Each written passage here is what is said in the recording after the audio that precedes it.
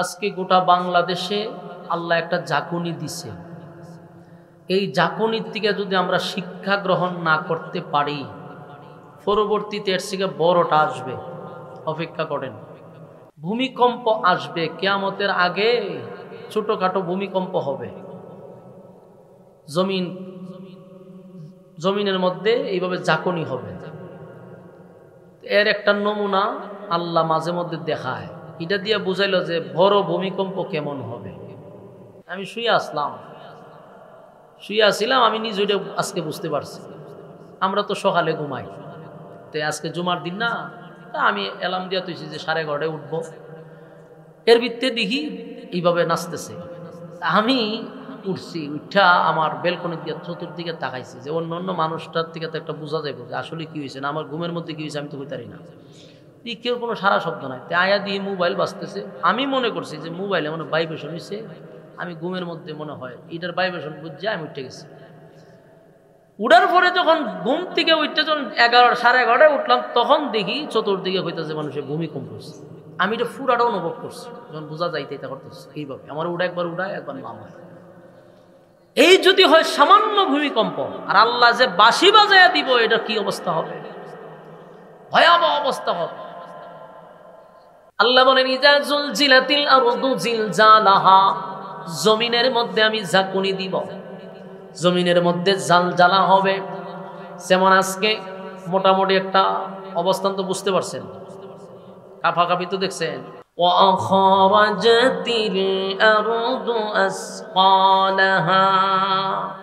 জমিনের মধ্যে যখন ঝাঁকুনি দিব, ইসরাফিলের সিংহাত দিব না, এটা আওয়াজ বিকট হবে। যত সময় যাবে বিকট থেকে বিকট, বিকট থেকে বিকট, খালি বাড়তেই থাকবে, বাড়তেই থাকবে। মানুষ পাগলের মতো ছোটাছুটি করবে আর চতুর্দিকে তাকাবে, এটার আওয়াজ বিকট, মানুষ মাতালের মতো হয়ে যাবে। তখন জমিনে শুরু হবে ঝাঁকুনি। ঝাঁকুনিতে কি হবে? সমস্ত ঝাঁকুনিতে ওয়া আখরাজাতিল আরদু আসফালাহা, জমিনের ভিতর থেকে দামি দামি সম্পদ বাহির হইতে থাকবে। ওয়া আখরাজাতিল আরদু আসফালাহা, জমিনের ভিতর থেকে সম্পদ উগলায়া দিবে। মানুষ এই দৃশ্য দেখে করবে জমিন তোমার কি হইল। মানুষ ছুটাছুটি করবে, হায় হায় জমিনের কি হয়ে গেছে। এই জন্য এই ছোট ছোট ভূমিকম্প থেকে আমাদের শিক্ষা নেওয়া দরকার। আর ভূমিকম্প কখন আসে জানেন? জমিনে যখন বেশি পাপাচার হয়, পাপ কাজ হয়, তখন আল্লাহ ভূমিকম্প দেয়। ভূমিকম্প হয় শুধু আমাদের গুনার কারণে। এই জন্য আল্লাহ বলেন, সূরা জিলজালটার নামই রাখছে ভূমিকম্পের সূরা। এই ভূমিকম্পের সূরার মধ্যে আল্লাহ বলেন যে জমিনের মধ্যে একটা জালজালা হবে, যেটাকে আমরা বলি কিয়ামত। তো কিয়ামত যে হবে এটা তো কোনো সন্দেহ নাই, কিন্তু কিয়ামত দুই প্রকার। বলুন কিয়ামত কয় প্রকার? দুই প্রকার কিয়ামত। একটা কিয়ামত হলো ব্যক্তিগত কিয়ামত, যার যার কিয়ামত, এটারে কয় কিয়ামতে সুগরা, ছোট কিয়ামত। আর একটা আছে কিয়ামতে কুবরা, এটা বড় কিয়ামত। ছোট কিয়ামতটাকে বলা হয় ব্যক্তিগত, মাতা ফাকাত কামাত কিয়ামত, যে যখন মারা যাবে তার কিয়ামত তখন থেকে শুরু হবে। এটা ব্যক্তিগত বলতে আমার কিয়ামত এখানে যদি মারা যায় এখান থেকে শুরু। তাহলে কিয়ামত কয় প্রকার পাইছি? আপনারা আল্লাহর রাস্তায় আছেন, একটু হা না কইেন। সব বক্তা তো আর একরকম না। আমি বেশি শুধু বক্তা তো এর লেগে আমার সময় কথা কম লাগে। আপনারা হা না কইলে আমার কথা বাইর হয়। কি করবেন এখন? এটা আমার দোষ। কারণ সবার তার এক রোগ থাকে না, এটা আমার একটা রোগ। মানে রোগের মধ্যে যদি আপনারা ওষুধ না দেন তো আইব কেমনে? আল্লাহর রাস্তায় একটু হা না কইেন। আয়া যদি বুবা হয়ে বইয়া থাকেন তাহলে আমার ফিকআপ বাড়তো না। আর ফিকআপ না বাড়লে আপনার প্রতি আমার কোনো অসুবিধা নেই। আমার সর্বোচ্চ টাইম হইল ফোনে 9টা থেকে 9টা পর্যন্ত। মানে আপনারা যদি চুপচাপ করে বইয়া দেন হইব? মনোযোগ দিয়ে শুনেন।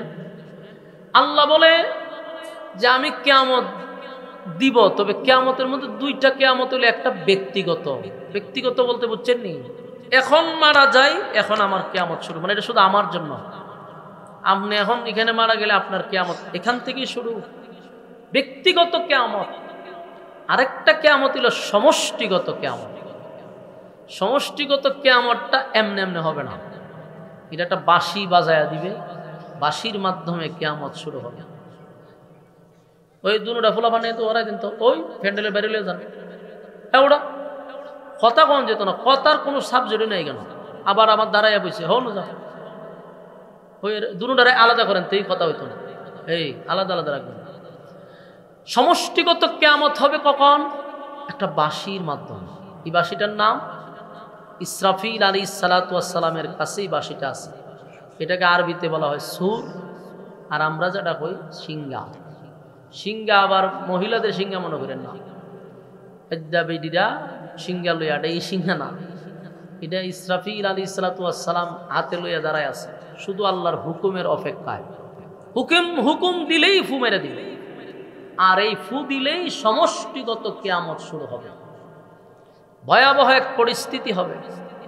আর এর নমুনা হলো এখনকার ছোট ছোট ছোট ছোট ভূমিকম্প। ইডি শেষ না, কিয়ামতের আগে অসংখ্যবার এই জাকুনি হবে জমিনে, অসংখ্যবার হবে জমিনে জাকুনি হবে।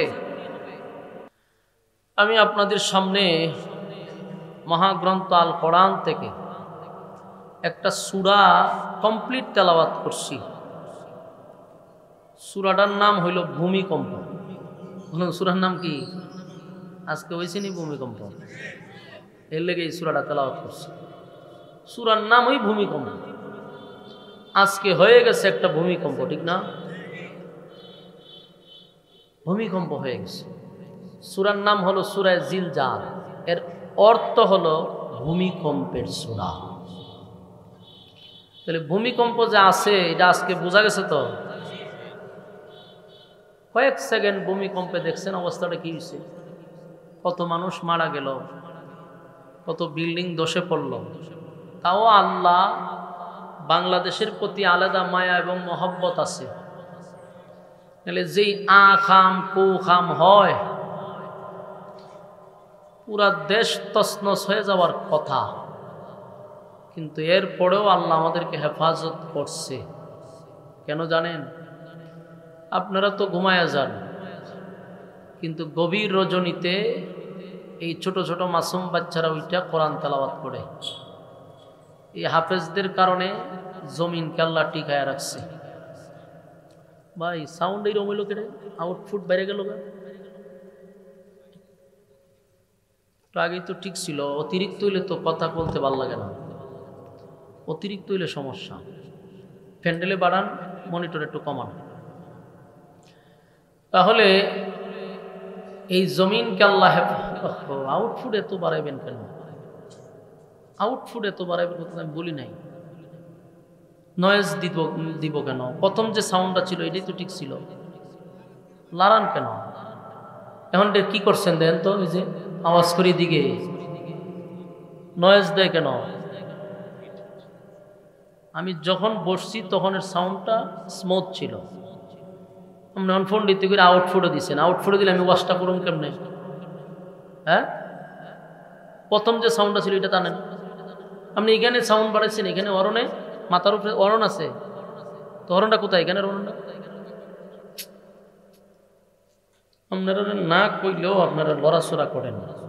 যেমন আওয়াজটা ছিল সুন্দর, এখন যে দিচ্ছেন এটা বিরক্তিকর। আমার কাছে আওয়াজ আইতেছে আউটফুটের, বক্স মনিটরের আওয়াজ নাই, আসলে আউটফুটের আওয়াজ।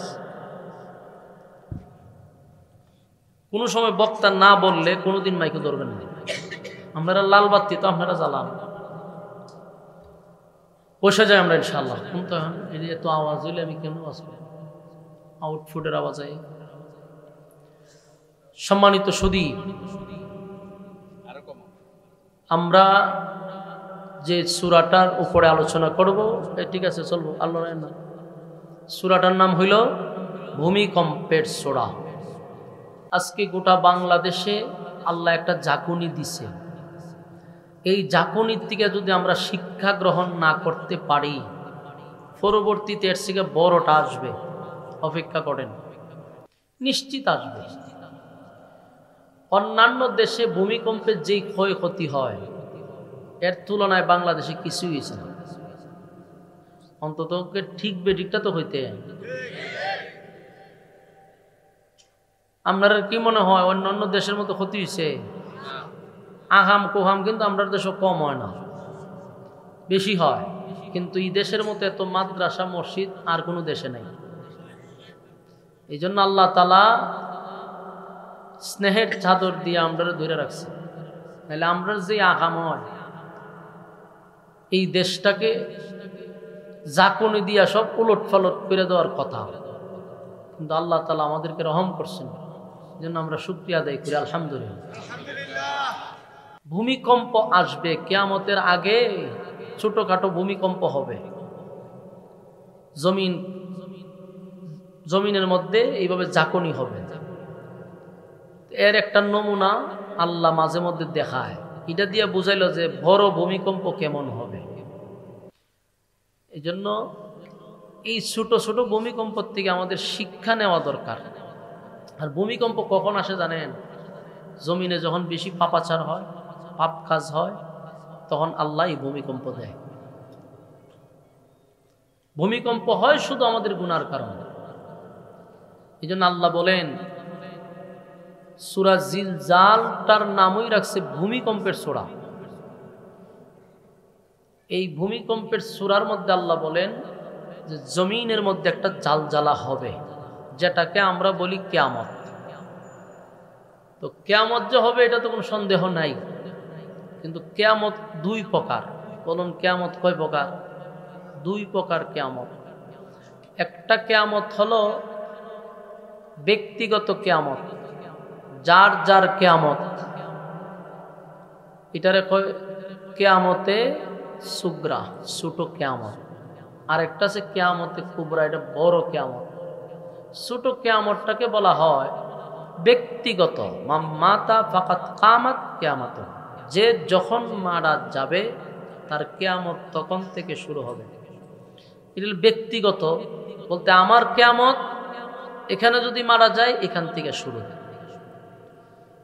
তাহলে কিয়ামত কয় প্রকার পাইছি? আপনারা আল্লাহর রাস্তায় আছেন, একটু হা না কইেন। সব বক্তা তো আর একরকম না। আমি বেশি শুধু বক্তা তো এর লেগে আমার সময় কথা কম লাগে। আপনারা হা না কইলে আমার কথা বাইর হয়। কি করবেন এখন? এটা আমার দোষ। কারণ সবার তার এক রোগ থাকে না, এটা আমার একটা রোগ। মানে রোগের মধ্যে যদি আপনারা ওষুধ না দেন তো আইব কেমনে? আল্লাহর রাস্তায় একটু হা না কইেন। আয়া যদি বুবা হয়ে বইয়া থাকেন তাহলে আমার ফিকআপ বাড়তো না। আর ফিকআপ না বাড়লে আপনার প্রতি আমার কোনো অসুবিধা নেই। আমার সর্বোচ্চ টাইম হইল ফোনে 9টা থেকে 9টা পর্যন্ত। মানে আপনারা যদি চুপচাপ করে বইয়া দেন হইব? মনোযোগ দিয়ে শুনেন। আল্লাহ বলে যে আমি কিয়ামত দিব, তবে কিয়ামতের মধ্যে দুইটা কিয়ামত হলে একটা ব্যক্তিগত। ব্যক্তিগত বলতে বুঝছেন নি? এখন মারা যায়, এখন আমার কিয়ামত শুরু। মানে এটা শুধু আমার জন্য। আপনি এখন এখানে মারা গেলে আপনার কিয়ামত এখান থেকেই শুরু, ব্যক্তিগত কিয়ামত। আরেকটা কিয়ামত হলো সমষ্টিগত কিয়ামত। সমষ্টিগত কিয়ামতটা এমনি এমনি হবে না, এটা একটা বাঁশি বাজায়া দিবে, বাঁশির মাধ্যমে কিয়ামত শুরু হবে। ওই দুটা ফুলা বানিয়ে তো ওরাই দিন তো ওই ফ্যান্ডেলে বেরিয়ে যান। হ্যাঁ, ওরা কথা কম যেত না, কথার কোনো সাবজেক্টই নেই কেন? আবার আমার দাঁড়াইয়া বসে হো না যাও, ওই দুটারে আলাদা করেন তো এই কথা হইতো না। এই আলাদা আলাদা রাখবেন। সমষ্টিগত কিয়ামত হবে কখন? একটা বাঁশির মাধ্যমে। এই বাঁশিটার নাম ইসরাফিল আলাইহিস সালাতু ওয়াস সালামের কাছেই বাঁশিটা আছে। এটাকে আরবিতে বলা হয় সুর, আর আমরা যেটা কই সিঙ্গা। সিঙ্গা আবার মহিলাদের সিঙ্গা মনে করেন না, বেডিরা সিঙ্গা লইয়া, এটা এই সিঙ্গা না। এটা ইসরাফিল আলাইহিস সালাতু ওয়াস সালাম হাতে লইয়া দাঁড়ায় আছে, শুধু আল্লাহর হুকুমের অপেক্ষায়। হুকুম দিলেই ফু মেরে দিবে, আর এই ফু দিলেই সমষ্টিগত কিয়ামত শুরু হবে। ভয়াবহ এক পরিস্থিতি হবে। আর এর নমুনা হলো এখনকার ছোট ছোট ছোট ছোট ভূমিকম্প। ইডি শেষ না, কিয়ামতের আগে অসংখ্যবার এই জাকুনি হবে জমিনে, অসংখ্যবার হবে জমিনে জাকুনি হবে। আল্লাহ এগুলা ছোট ছোট কিয়ামতের আলামত বান্দাদেরকে দেখায়, তোরা ভাবতে পারো যে হুজুররা ওয়াজ করে জমিনের মধ্যে ভূমিকম্প হবে, জমিন জালজালা হবে, পাহাড় পর্বত থাকবে না, সব তছনছ হয়ে যাবে, আপনার কাছে অনেক সময় কাল্পনিক মনে হইতে পারে। এটা বোঝানোর জন্য আল্লাহ ছোট ছোট কিয়ামত দিছে। এই যে আজকে লারা দিল, এরপরেও যদি আমরা না বুঝি কোন কথাটা ওলামায়ে কেরামদের, কোন কথাটা কোরআনের বাস্তবায়ন হয়েছে না আমারে বলেন আপনারা, কোনটা হয় না, খালি একটা বলেন, আমি এখানে বসে আপনার উত্তর দিব। বলেন যে হুজুর এটা হয়েছে না। যেগুলা হয়েছে না সামনে হবে, আর যেগুলা হয়ে গেছে আমরা বলছি এগুলা হয়ে গেছে, সব ঘটনা ঘটতেছে। কোরআন একটা জ্বলন্ত মুআজিজা, যা আল্লাহ বলছে তা জমিনে ঘটবে, আর ঘটতেছে। ঘটতেছে কি না? ঘটতেছে। যেন আল্লাহ বলেন সমষ্টিগত কিয়ামত হবে ইসরাফিল আলাইহিস সালাতু ওয়াস সালামের সিংহায় ফুকের মাধ্যমে। ইসরাফিল আলাইহিস সালাম সিংহাটা লইয়া আইব, দাঁড়ায় আছে খালি অর্ডারের অপেক্ষায়। আল্লাহ রাসূল যখন মেরাজে গেছিল, কথা কয় কেন, কথা বলেন না ভাই, বিরক্তির কারণ, কথা বলেন। আরে ভাই সাহেব মোবাইল ফোন কথা মন যেত আমার দ্বারে বইয়া, মোবাইল সাইলেন্ট করেন। ওয়াজুন তো আইছে। সমষ্টিগত কিয়ামত হবে ইসরাফিলের হাতে যে বাঁশি, এটার মাধ্যমে। আল্লাহ রাসূল মেরাজে যাওয়ার সময় ইসরাফিলের সঙ্গে সাক্ষাৎ হয়েছে। রাসূল দেহে হাতে নিয়ে এইভাবে দাঁড়ায় আছে। রাসূল 3 বার সালাম দিছে, উত্তর দিছে না। চিন্তাত পেরে গেল, আমি প্রথম আসমান, দ্বিতীয় আসমান, যত আসমানে গেলাম সব ফেরেশতাদের সাথে আমার সালাম হয়েছে, কথাবার্তা হয়েছে, এই ব্যক্তির আমি 3 বার দিলাম, উত্তর দেয় না কেন? 3 বার সালাম দিলাম, উত্তর দিল না কেন? আল্লাহর রাসূল নিজেই বুঝতে পারছে যে কেন উত্তর দেয় না। রাসূল নিজেই বলছে, ও ইসরাফিল, তুমি যা ভাবতেছ তা হবে না। তুমি মনে করছো আমার সালামের উত্তর দিতে গিয়া যদি আল্লাহ হুকুম দেয় দুনিয়া ধ্বংস করার জন্য, এই ভয়ে তুমি উত্তর দিচ্ছ না। তবে একটা কথা জানা রাখবা, আমি 7 আসমানে আসছি ব্যক্তিগত নয়, নিজে নিজে নয়, আল্লাহ দাওয়াত দিয়ে আমার আনছে। সুবহানাল্লাহ বলুন, এমনে গেছে না দাওয়াত দিয়া, স্পেশাল দাওয়াত দিয়ে আমার আনছে, সফর সঙ্গে জিবরাইল সাথে আছে। সুতরাং আমারে দাওয়াত দিয়াই না গোটা পৃথিবী ধ্বংস করে দিব, এই নিয়ত আল্লাহর নাই। নিশ্চিন্তায় তুমি সালামের উত্তর দিতে পারো।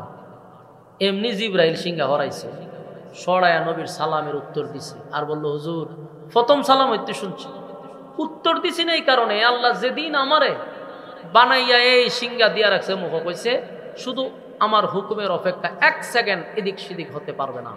তাই আমি এই যে দৌড়ছিলাম, আর কোনোদিন ডাইনে বামও তাকাইছি, আমি এইভাবে দাঁড়াই আছি, কিয়ামতের আগ পর্যন্ত এইভাবে দাঁড়াই থাকবো। শুধু একবার সিংহাটা সরছে, এটা হলো নবীর সালামের উত্তর দেওয়ার জন্য। ইসরাফিলের সৃষ্টির থেকে নিয়ে একবার সিংহা সরছে নবীর সালামের উত্তর দেওয়ার জন্য। সুবহানাল্লাহ। তো এই সিংহা একদিন বাজাবে।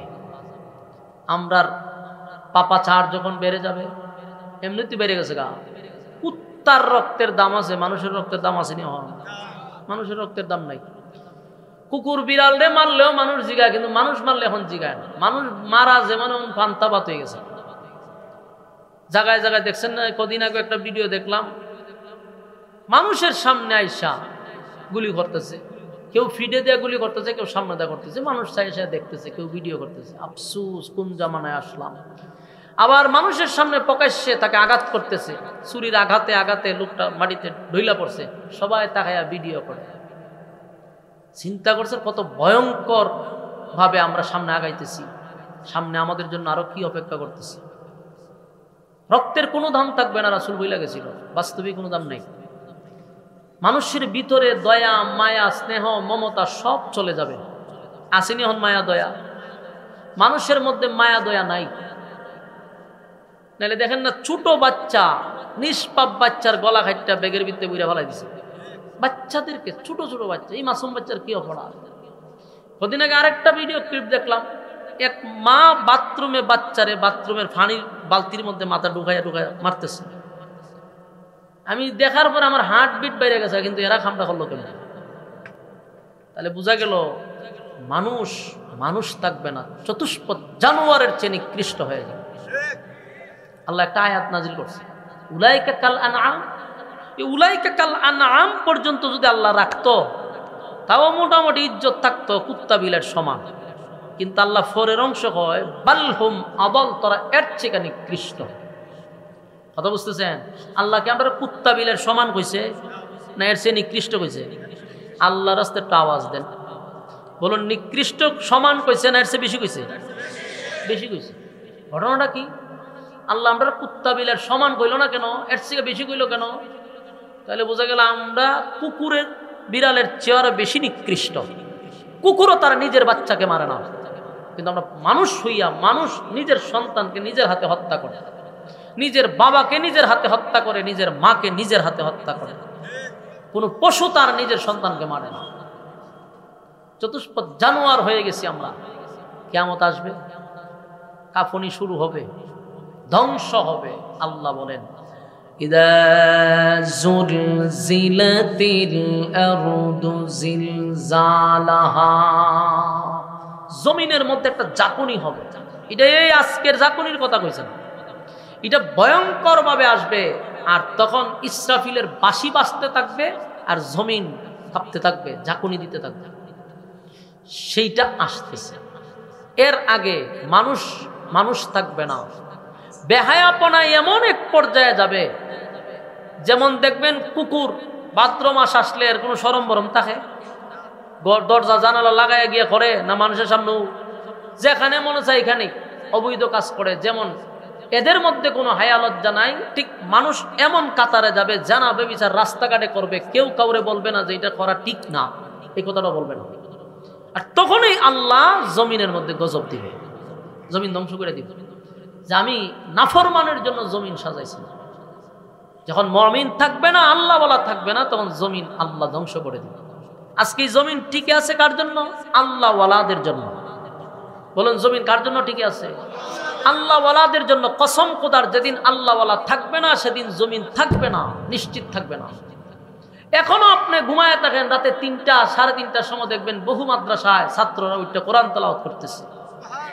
এখনো বহু মানুষ তাহাজ্জুদের নামাজে দাঁড়াইয়া চোখের পানি ঝরতেছে। আমি আপনার না খারাপ, কিন্তু ভালো মানুষ এখনো আছে। ভালো মানুষ আছে বলেই জমিন টিকে আছে। আপনি ভাববেন না যে ভালো মানুষ না, আপনি নষ্ট, আপনি ভ্রষ্ট, আপনি স্বীকার করেন। ভালো মানুষ বহু আছে জমিন। বহু মানুষ তাহাজ্জুদের সময় এখনো কান্দে, বহু মানুষ কোরআন তেলাওয়াত করে। এই জন্য আল্লাহ জমিন এখনো টিকায় রাখছে। আমি খারাপ, এই জন্য কি সবাই খারাপ? না, ভালো মানুষ আছে। আর এই ভালো মানুষের কারণেই আমরা টিকে আছি। আমরা গ্রাম্য ভাষায় কয় মোল্লা সিন্নি খাইছো কার জন্য চিনছো না? সিন্নি যার জন্য খাইছো তারে কদর করো।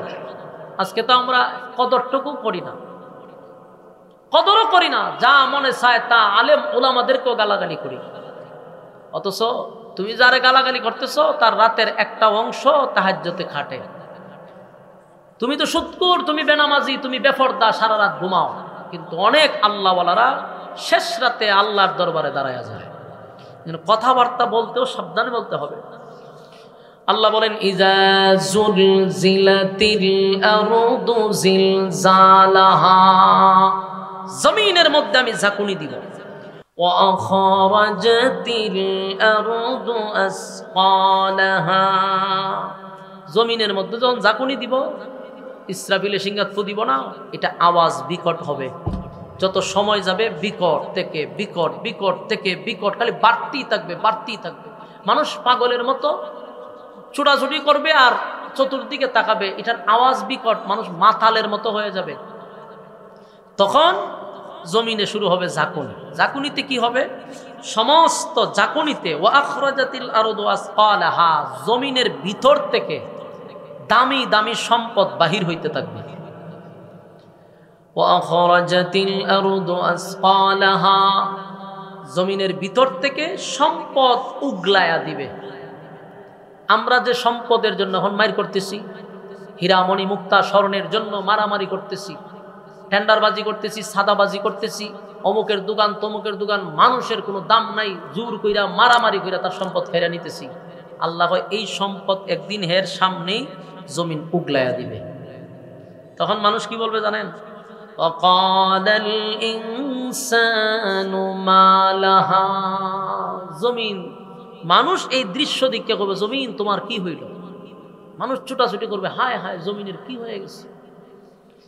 আল্লাহ বলেন ইজা জুলজিলাতিল আরদু জিলজালাহা, জমিনের মধ্যে আমি ঝাঁকুনি দিব, জমিনের মধ্যে জালজালা হবে। যেমন আজকে মোটামুটি একটা অবস্থান তো বুঝতে পারছেন, কাফাকাফি তো দেখছেন।